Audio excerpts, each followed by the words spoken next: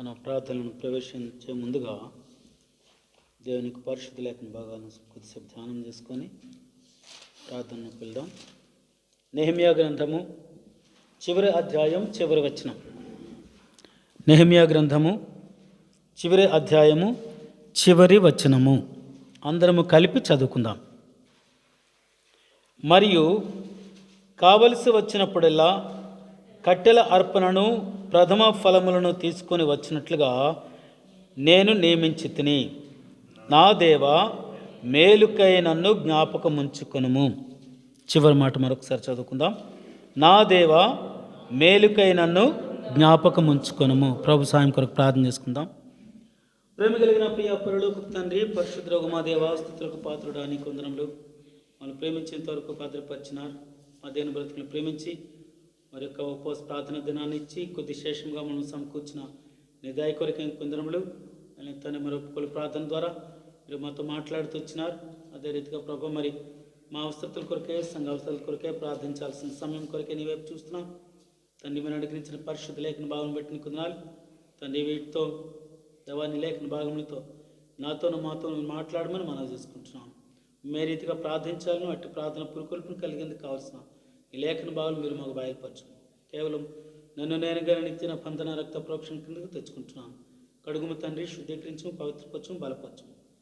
దేవాన్ని కృపను కుమ్మరించమని నీ దాన్ని పాలింపు చేయమని యేసుక్రీస్తు ప్రభువారి పరిశుద్ధ నామములో స్తుతిస్తూ ప్రార్థిస్తూ వేడుకొనిచున్నాం తండ్రి, ఆమేన్. మన పితృడైన నెహెమ్యా చెప్పిన మాట ఏ మాటది? నా దేవా, మేలుకై నన్ను జ్ఞాపకము చేసుకొనుము.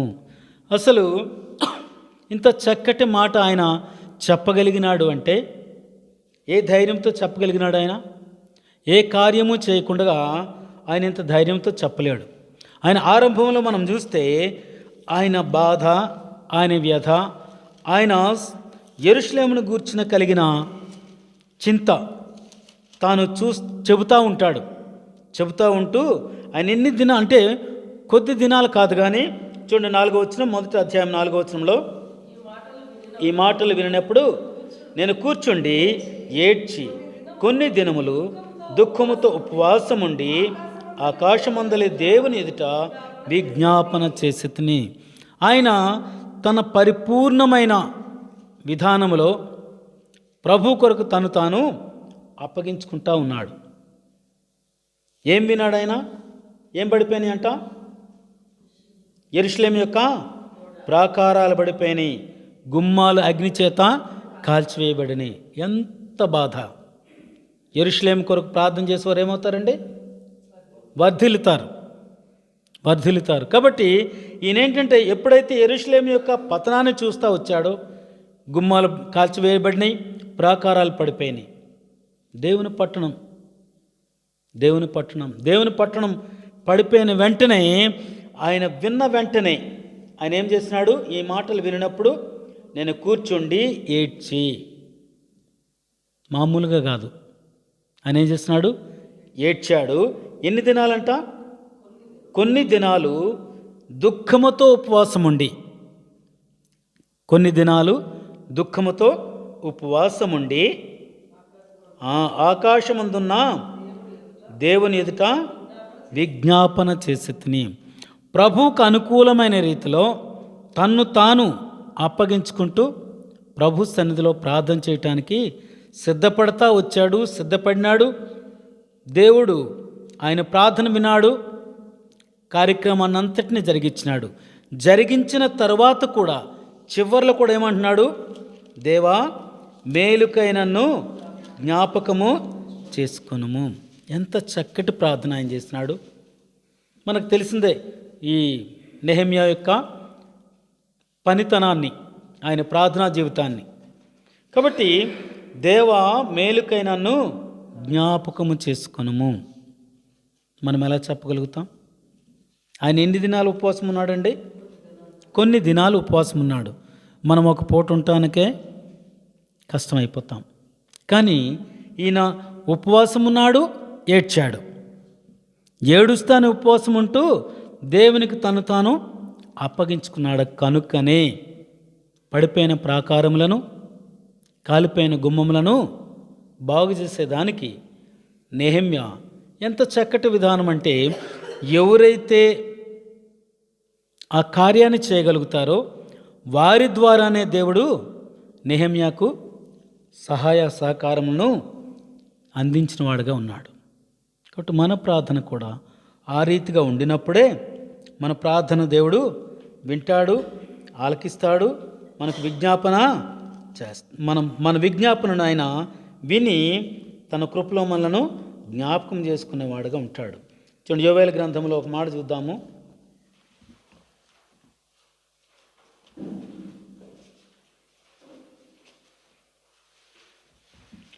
యోవేలు గ్రంథము 2వ అధ్యాయము 12-13 వచనాలు. ఇప్పుడైనను మీరు ఉపవాసం ఉండి కన్నీరు విడుచుచు దుఃఖించుచు మనఃపూర్వకంగా తిరిగి నా యొద్దకు రండి. ఇదే యెహోవా వాక్కు. నెహెమ్యా మాత్రమే కాదు, తన బిడలుగా ఎంచబడిన అనేక మంది, అందుకే హెబ్రీలకు రాసిన పత్రికలో ఉంటుంది కదా, హెబ్రీ 12:1 ఇంత గొప్ప సాక్షి సమూహం. కాబట్టి ప్రార్థనా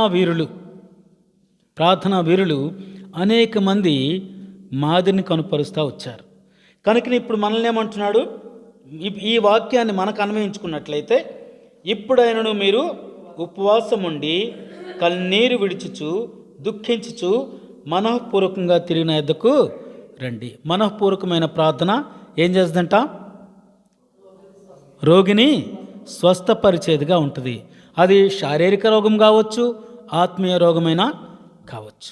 కాబట్టి మనఃపూర్వకమైన ప్రార్థన కలిగినప్పుడే మనం అంగీకరించబడే వారంగా ఉంటాం. 13వ వచనంలో, మీ దేవుడైన యెహోవా కరుణా వాత్సల్యములు గలవాడును శాంతమూర్తియు అత్యంత కృపగలవాడునయ్యుండి తాను చేయనుద్దేశించిన కీడును చేయక పశ్చాత్తాపడును గనుక మీ వస్త్రములను కాక ఏం చింపుకోవాలంట? హృదయములను చింపుకోవాలి. హృదయములను చింపుకున్నప్పుడు మాత్రమే మన ప్రార్థన అంగీకరించబడేదిగా ఉంటుంది. లేకుంటే ఏమవుద్ది? ఫర్ ఎగ్జాంపుల్, మందిరానికి పోయినారు ఎవరంట? పరిసయుడు, సుంకరి.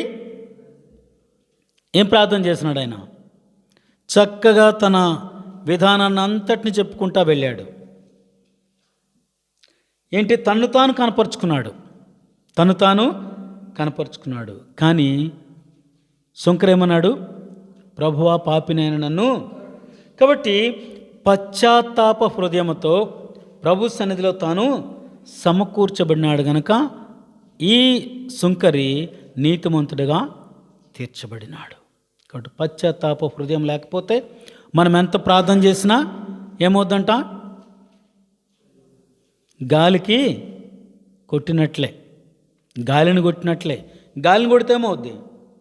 చేతులు నొప్పి పెడతాయి, అంతకుమించి ఇంకేం లేదు.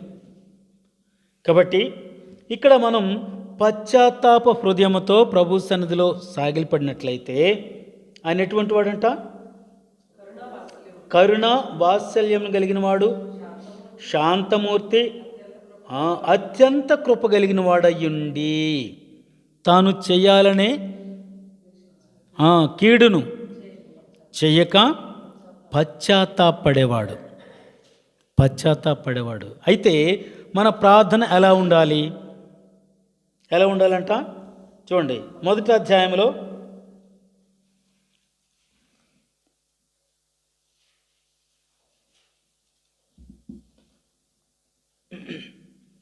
14వ వచనం, ఉపవాస దినము ప్రతిష్ఠించుడి, వ్రత దినము ఏర్పరచుడి, యెహోవాను బతిమాలుకున్నట్టుకై పెద్దలను దేశంలోని జనులందరినీ మీ దేవుడని యెహోవా మందిరంలోనికి సమకూర్చుడి. ఇంటి దగ్గర ప్రార్థన చేసుకుంటాం మంచిది, కానీ సమాజంగా కూడుట మానక అంటాడు అపోస్తలుడైన పౌలు.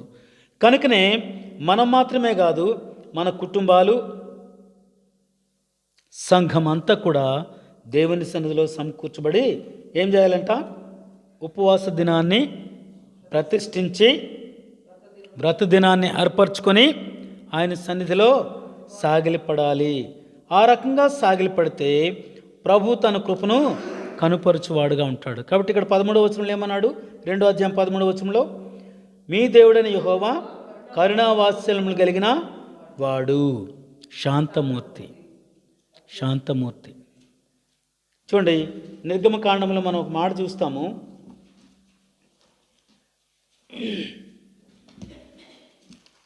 నిర్గమకాండము 34వ అధ్యాయం 6-7 వచనాలు.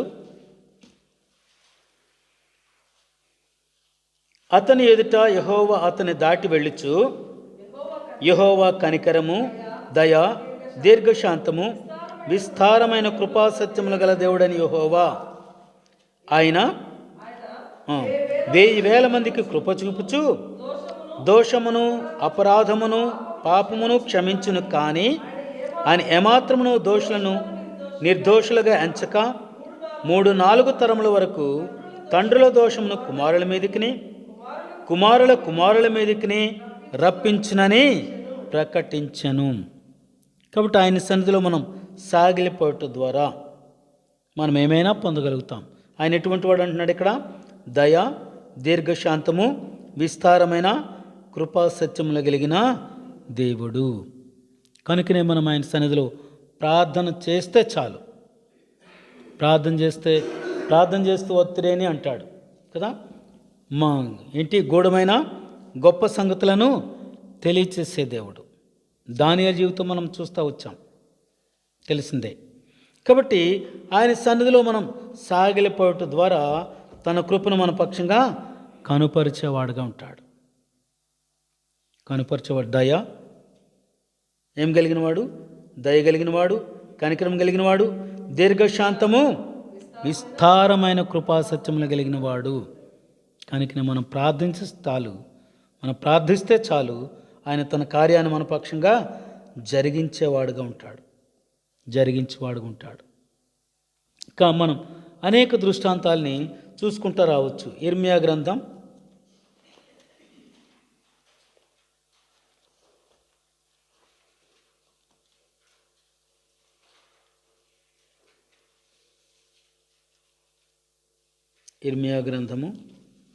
50వ అధ్యాయం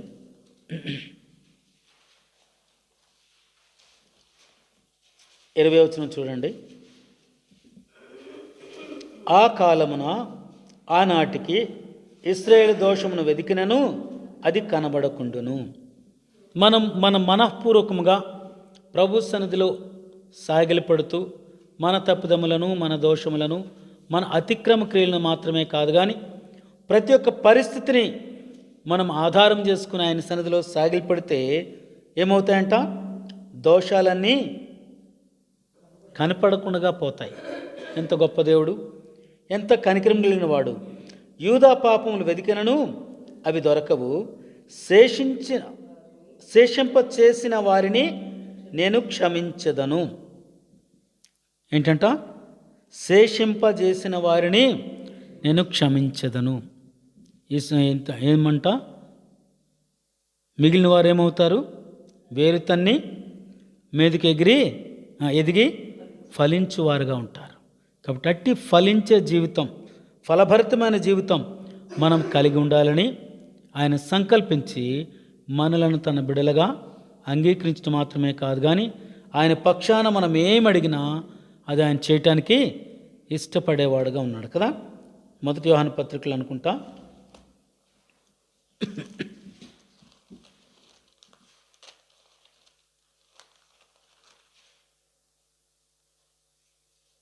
1 యోహాను పత్రిక 5వ అధ్యాయం 14వ వచనం.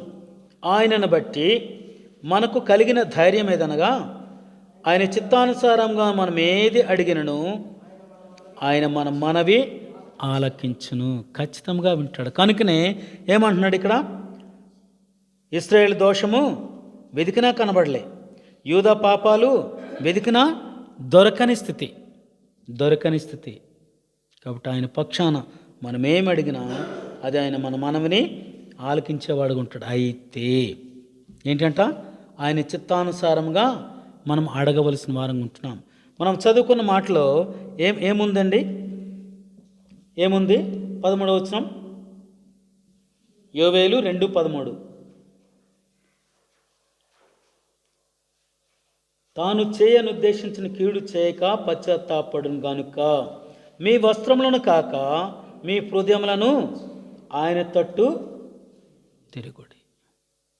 మనం ఆయన తట్టు ఆ హృదయములను చింపుకొని ఆయన తట్టు తిరుగుడి. కాబట్టి వస్త్రాలను కాదు, హృదయాన్ని చింపుకోవాలి. అప్పుడే ఎంత భయంకరమైన స్థితిలో ఉండినా కానీ ఆయన మనవిని విని మనకు జవాబును అనుగ్రహించేవాడుగా ఉంటాడు. ఇదే నిర్గమకాండమును మనం చూస్తే ఇశ్రాయేలు ప్రజలు ఏం చేస్తూ వచ్చారు? ప్రభు సన్నిధిలో గోజాడుతూ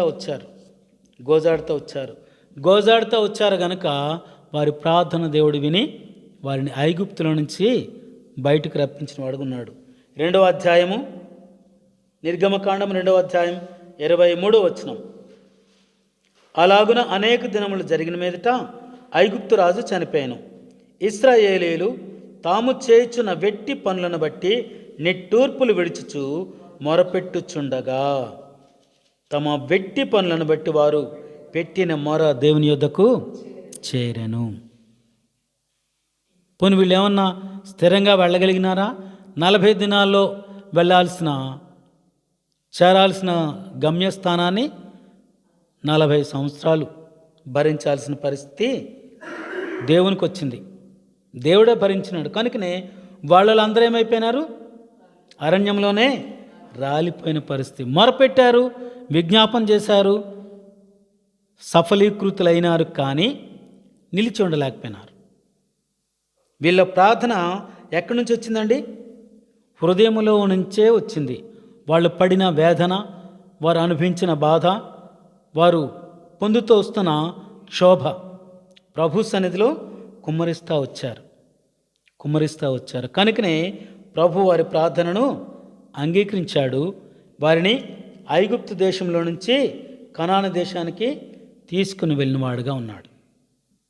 అంతేకాదు, ఇంకా మనం చూస్తే చూడండి, 1 రాజుల గ్రంథంలో ఎంత విచిత్రం అంటే, ఆహాబును గూర్చి దేవుడు ఒక మాట చెబుతాడు. ఏంటంట? తన భార్య మాట విని ఏమైపోయినాడు? భ్రష్టుడైన ఆహాబు అని దేవుడే సాక్ష్యం చెప్పాడు.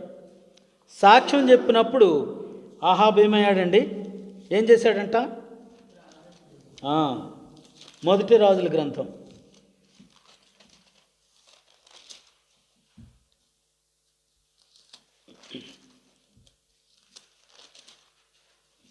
21వ అధ్యాయము 27వ వచనం. ఆహాబు ఆ మాటలు విని తన వస్త్రములను చింపుకొని గోనెపట్ట కట్టుకొని ఉపవాసం ఉండి గోనెపట్ట మీద పరుండి వ్యాకుల పడుచుండగా. 25వ వచనం. తన భార్య అయిన యెజబేలు ప్రేరేపణ చేత యెహోవా దృష్టికి కీడు చేయ తన్ను తాను అమ్ముకొనిన ఆహాబు వంటి వాడు ఎవ్వడును. ఎంత భయంకరమైన సాక్ష్యమో ఇది! దేవుడే చెప్పినాడు ఆహాబును గురించి సాక్ష్యం. అటువంటి ఆహాబు ఇక్కడికి ఏమైంది ఇక్కడ? తన వస్త్రాలను చింపుకున్నాడు, గోనెబట్ట కట్టుకున్నాడు, ఉపవాసం ఉన్నాడు, దేవుని సన్నిధిలో వ్యాకులు పడేవాడుగా ఉంటున్నాడు. వ్యాకులు అంటే క్షమించటానికి ఏమాత్రం కూడా అర్హుడు కాని ఆహాబు చివరికి ఏమైపోయినాడు? 29వ వచనంలో, ఆహాబు నాకు భయపడి వినయముగా ప్రవర్తించడం చూచితివా? నాకు భయపడి అతడు వినయముగా ప్రవర్తించడం చేత ఆ అపాయము అతని కాలమునందు సంభవింపకుండా ఆపి అతని కుమారుని కాలమందు అతని కుటుంబకుల మీదకి నేను రప్పించదను. ఎంత భయంకరమైన ఉగ్రతను హృదయాన్ని చింపుకుంటూ ప్రభు సన్నిధిలో తాను కుమ్మరించుకున్నాడు గనక తన కాలంలో జరగాల్సిన ఆ భయంకరమైన కేడు తన కాలంలో జరగకుండా దేవుడు ఆపినాడు. మరి మనము ఆయన సన్నిధిలో ప్రార్థన చేస్తూ ఉంటే ఆయన ఊరికనే ఉంటాడా? ఇంకొక చూడండి, హిజ్కియా ఆయన చక్కటి విధానంలో దేవుని సన్నిధిలో సాగిలపడుతూ వచ్చాడు. 20వ అధ్యాయం 2వ రాజులు గ్రంథం 20వ అధ్యాయం 1వ వచనం. ఆ దినములలో హిజ్కియాకు మరణకరమైన రోగము కలుగుగా ఆమోజు కుమారుడును ప్రవక్తియునైన యెషయా అతని యొద్దకు వచ్చి, నీవు మరణమవుచున్నావు, బ్రతుకవు గనుక నీవు నీ ఇల్లు చక్కబెట్టుకొనమని యెహోవా సెలవిచ్చున్నాడని చెప్పగా. ఇదే వార్త కానీ మనకు వచ్చిందంటే ఏం చేస్తాం? అప్పులన్నీ ఆస్తులన్నీ ఇవన్నీ లెక్కలేసుకొని, అరే బాబు నాకు ఇంత అప్పు ఉంది, ఇంత ఆస్తి ఉంది, కాబట్టి ఇది అమ్మేసేసి అప్పులు తీర్చండి, మిగిలి మీరు తినండి అని ఏం చేస్తాం? కుటుంబాన్ని సిద్ధపరుస్తాం. కానీ ఈయనేం చేశాడండి? ఏం చేశాడు? తన ముఖమును గోడ తట్టు తిప్పుకొని, యెహోవా యథార్థ హృదయుడనై సత్యముతో నీ సన్నిధిని నెట్లు నడుచుకుంటును, నీ దృష్టికి అనుకూలంగా సమస్తమును నేను ఎట్లు జరిగించుతును.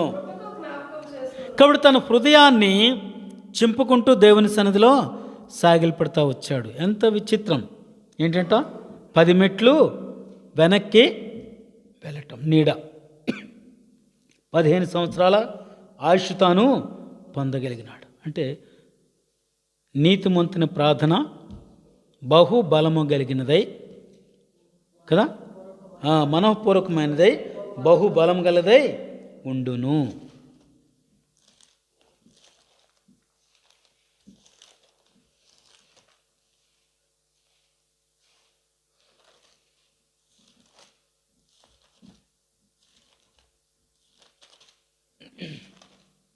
యాకోబు పత్రిక 5వ అధ్యాయం 14వ వచనం కదమ్మా, చూడండి 16వ వచనం.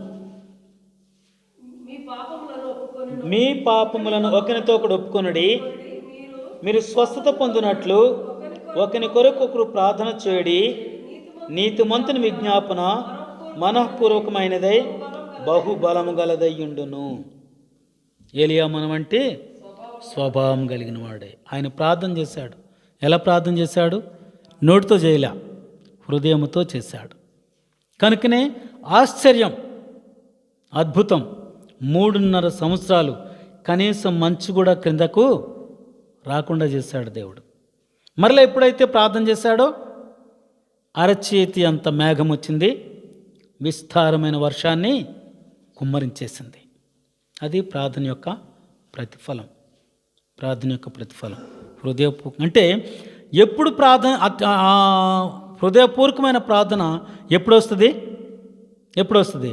మనం ఎప్పుడైతే కష్టాల్లో ఉంటామో, బాధల్లో ఉంటామో, ఇరుకుల ఇబ్బందుల్లో ఉంటామో, అప్పుడు ప్రభుపై ఆధారపడటం ద్వారా హృదయంలో నుంచి మన ప్రార్థనను కుమ్మరించే వారంగా ఉంటాం. చూడండి, యెహోషువ గ్రంథంలో మాట చూస్తాము.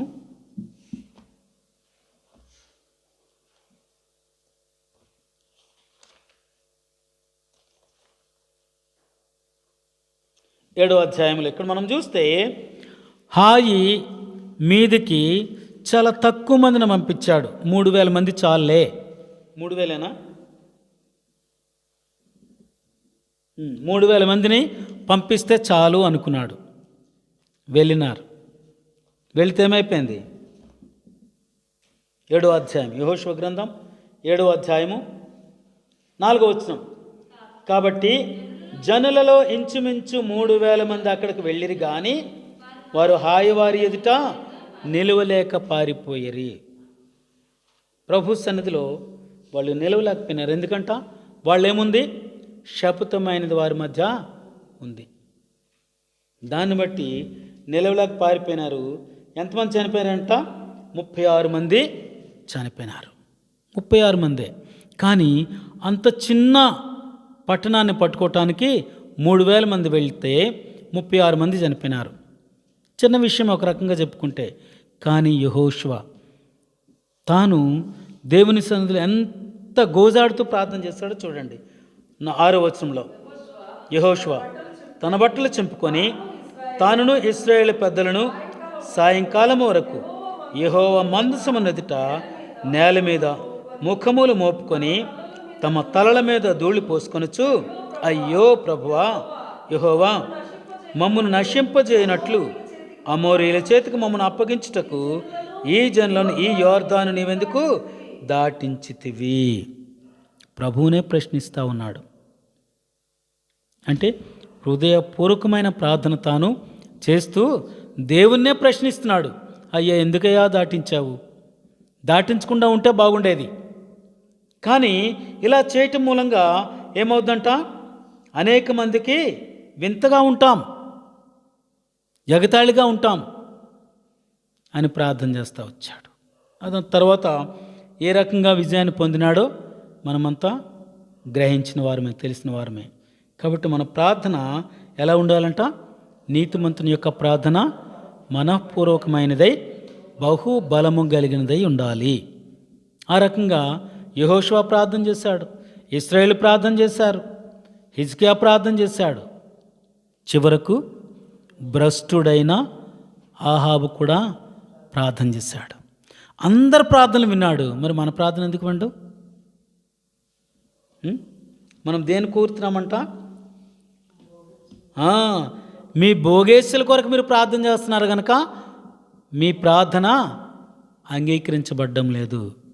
అట్టి స్థితికి మనము అప్పగించబడకుండా ఉండాలనేది దేవుని యొక్క సంకల్పం.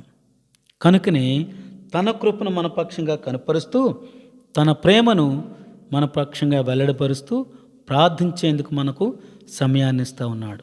ఎలా ప్రార్థించాలని చెప్పాడు? యోవేలు చూసుకున్నాం కదా. ఎవరెవరంట? పెద్దలు కదా. మొదటి అధ్యాయం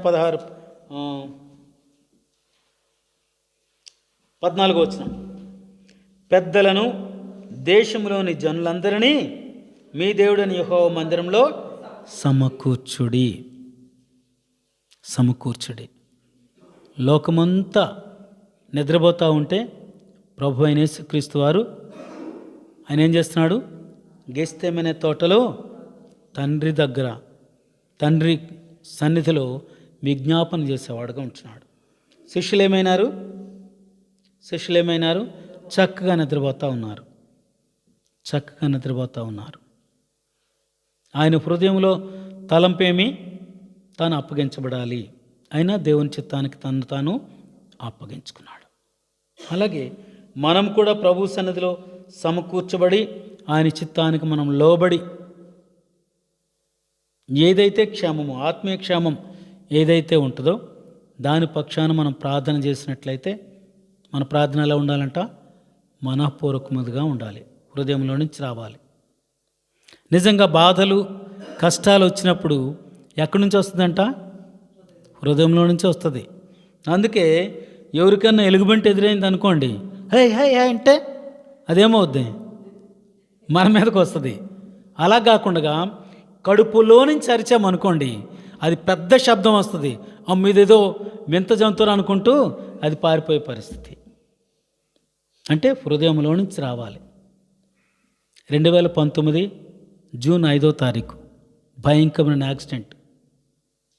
ఆ కుర్చీలాగుంది తాటి చెట్టు, ఇక్కడ నేనున్నా. ఏమైందో తెలియదు. కళ్ళు ఎప్పుడు మూసుకుపోయినాయి. తెరిచేటవుడికి అంత దూరంలో 10-12 అడుగుల దూరంలో ఉంటుంది తాటి చెట్టు. ఏమరుస్తాం సాధారణంగా అయితే? అమ్మో బాబా అంటాం. కానీ నా నోట్లో నుంచి ప్రభువా అని అరిచా. బ్రేక్ బదులు యాక్సిలేటర్ నొక్కాను.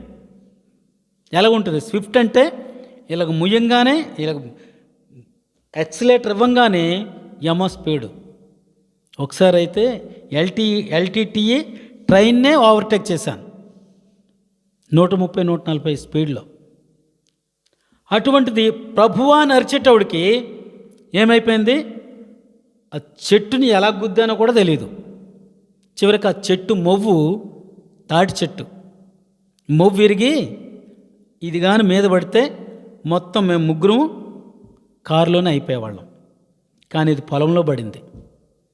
అంటే హృదయంలో నుంచి వచ్చే వేదన, ప్రభు సన్నిధిలో కుమ్మరిస్తే ఆయనే రక్షిస్తాడు. విచిత్రం ఏంటంటే ఈమెకి దెబ్బలు తగిలినాయి, మా మరదల కొడుకు కాలు ఇరిగింది, డ్రైవర్ చచ్చిపోవలసినోడు, వాడికి మాత్రం చిన్న దెబ్బ కూడా తగల.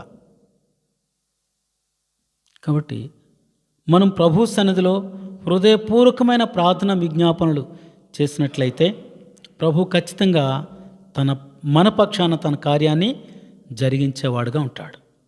కనుకనే నెహెమ్యా ఏమన్నాడు? ప్రభువా, దేవా, మేలుకై నన్ను జ్ఞాపకం చేసుకో. మనల్ని జ్ఞాపకం చేసుకోవటమే కాదు, తన బిడ్డలైన వారిని అందరినీ జ్ఞాపకం చేసుకుంటాడు. మనం ఏంటంట మాదిరిని చూపించే వారంగా ఉండాలి. ఆయన ఎటువంటి వాడని చెప్పుకున్నాము? కృపావాత్సల్యత కలిగినవాడు, శాంతమూర్తి, కృప కలిగినవాడు. అంతేకాదు, తాను చెయ్యాలనే కీడు చెయ్యక ఆయన ఏం చేస్తాడు? పశ్చాత్తాపడతాడు. మన పక్షాన ఆయన ఏ సంకల్పం కలిగినా అది మనకు మంచికే కానీ కీడుకు మాత్రము కాదు. ఆ సత్యాన్ని మనము గుర్తించవలసిన వారంగా ఉంటున్నాం. అలా గుర్తిస్తూ ప్రభు సన్నిధిలో మనం సాగిలపడితే ఆయన ఖచ్చితంగా మన పక్షాన తన కార్యాన్ని రుజువుపరిచేవాడుగా ఉంటాడు. చూడండి, ఇర్మియా గ్రంథము 29వ అధ్యాయం 11వ వచనం.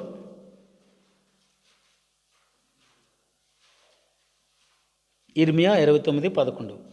నేను మిమ్మల్ని గూర్చి ఉద్దేశించిన సంగతులను నేను ఎరుగుదును, రాబో కాలమందు మీకు నిరీక్షణ కలుగునట్లుగా అవి సమాధానకరమైన ఉద్దేశంలే కానీ హానికరమైనవి కావు. మనకు హానిని కలిగించే దేవుడు మాత్రం కాదు.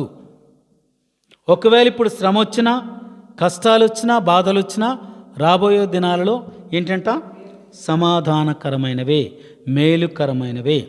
వీటిని మనం దృష్టిలో పెట్టుకొని మనం హృదయపూర్వకంగా ప్రభు సన్నిధిలో సాగిలపడితే మన వ్యక్తిగతంగా, కుటుంబముగా, సంఘముగా, సార్వత్రిక సంఘముగా ప్రభు తన కార్యాన్ని జరిగించి మనలను ఆత్మీయ అంతస్తులో స్థిరపరచేవాడుగా ఉంటాడు. ఇందాక చూసుకున్నాం కదా, ఒప్పుకోలు ప్రార్థనలో ఏంటంటే, నా కుమారుడా, ధూపం వేయటానికి, ఆయన సన్నిధిలో నిలవటానికి, సేవ చేయటానికి ఏం చేయకూడదంట? నిర్లక్ష్యం చేయకూడదు, ఆటంకపరచబడకూడదు. ఎప్పుడైతే ఆయన సన్నిధిలో స్థిరపరచబడతామో ఖచ్చితంగా మనపక్షంగా తన కృపను కుమ్మరించి అనేక మందికి మాదిరిని చూపిస్తూ ఉంటాడు కదా. ఇప్పుడు సమరయ స్త్రీని మనం చూసుకోవచ్చు. ఆమె ఏం చేసింది? కుండ అక్కడ వదిలేసింది, యాకోబు బావి దగ్గర వదిలేసి లోపలికి వచ్చింది, అందరికీ చెప్పింది. ఆమె మాటను బట్టి అనేక మంది ప్రభునందు విశ్వాసం ఉంచారు. కాబట్టి అట్టి విశ్వాసం మనం కూడా కలిగినప్పుడే మన పక్షంగా దేవుడు తన కార్యాన్ని జరిగించేవాడుకుంటాడు. కాబట్టి మరొకసారి చూసుకుందాం. యోవేలు గ్రంథంలోనే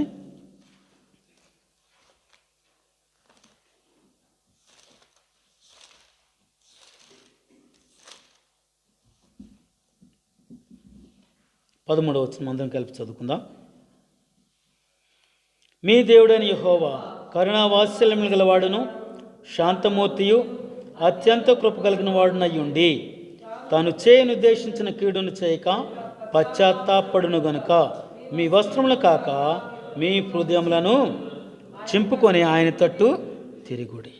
కాబట్టి హృదయం అనే వస్త్రాన్ని చింపుకొని ఆయన సన్నిధిలో సాగిలపడి ఆయన వైపు తిరిగినట్లయితే ఆయన ఏం చేస్తాడు?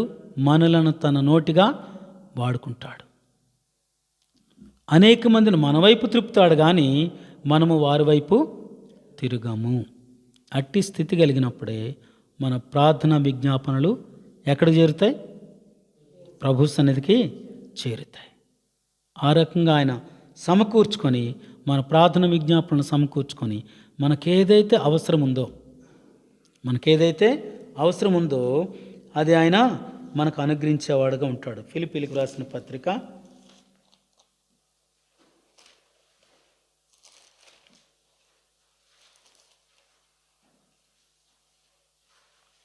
4వ అధ్యాయము 13వ వచనం. అపోస్తలుడైన పౌలు చక్కటి మాట చెప్తాడు. ఏంటంట? నన్ను బలపరచు వాని యందు నేను సమస్తమును చేయగలను. అట్టి దృఢ నిశ్చయంతో ప్రభు సన్నిధిలో మనం సమకూర్చబడితే ఆయన మనల్ని బలపరుస్తున్నాడు అనే సత్యాన్ని మనం గుర్తెరిగితే ఖచ్చితంగా మన పక్షాన ఆయన తన కృపను వెల్లడిపరిచేవాడుగా ఉంటాడు. కాబట్టి అపోస్తలుడైన పౌలు ఏమన్నాడు? నన్ను బలపరచు అని అందే నేను సమస్తమును చేయగలను. అలాగే ఎఫెసీయులకు రాసిన పత్రిక 3వ అధ్యాయం 20-21 వచనాలు. మనలో కార్యసాధకమైన తన శక్తి చొప్పున మనం అడుగు వాటన్నిటికంటేను ఊహించు వాటన్నిటికంటేను అత్యధికంగా శక్తి గల దేవుడు. చాలు, తరతరములు సదాకాలము. కాబట్టి మనలో కార్యసాధకమైన తన శక్తి మనలో ఎంతవరకు కార్యసాధకం అవుతూ ఉందో, ప్రాక్టీస్గా వస్తూ ఉందో దానిని బట్టి మాత్రమే అంటాం కదా, ఏంటంట? పిండి కొలది రొట్టె. అలాగే విశ్వాసాన్ని బట్టే, మనకున్న విశ్వాసాన్ని బట్టి, లేదా మనం దేవుని సన్నిధిలో మన ఆత్మను కుమ్మరిస్తున్న దాన్ని బట్టే ప్రభు కార్యాలు కూడా మనలో నెరవేర్చబడతా ఉంటాయి. కనుక ఇక్కడ అంటాడు కదా, ఏంటంట? మనలో కార్యసాధకమైన తన శక్తి చొప్పున మనం అడిగేదానికంటే ఊహించేదానికంటే అత్యధికంగా చేసే శక్తి కలిగిన వాడు మన పక్షాన ఉంటుండగా మనం ఎందుకు చింతపడాలి? మనం ఎందుకు భయపడాలి? మనం ఎందుకు బాధపడాలి? అయితే మన హృదయములను చింపుకొని ఆయన సన్నిధిలో సాగిలిపడి విజ్ఞాపన చేస్తే ప్రభు ఖచ్చితంగా తన కార్యాన్ని మన పక్షంగా జరిగించి మనం అడిగేదానికంటే ఊహించేదానికంటే అత్యధికంగా చేస్తాడు. మన పితరులు చేస్తున్నారు, మనకంటే ముందున్న వాళ్ళు చేస్తూ వచ్చారు.